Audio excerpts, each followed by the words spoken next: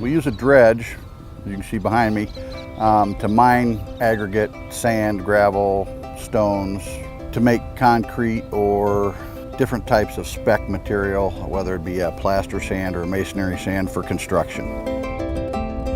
We produce most of the sand and gravel for southeast Nebraska and the Lincoln area.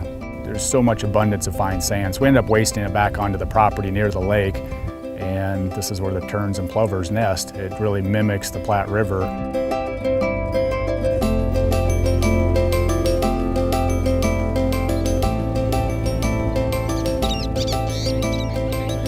Historically, the breeding ranges for the interior least terns and piping plovers in Nebraska include all or parts of the Platte, Missouri, Loup, and Niobrara rivers.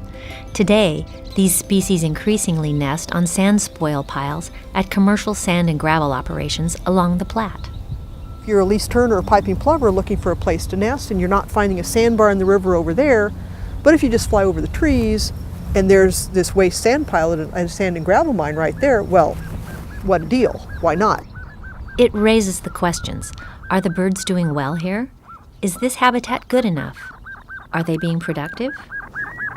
I think the birds have adapted to the sand pits as opposed to the river because our water level is pretty much what the river water level is all the time.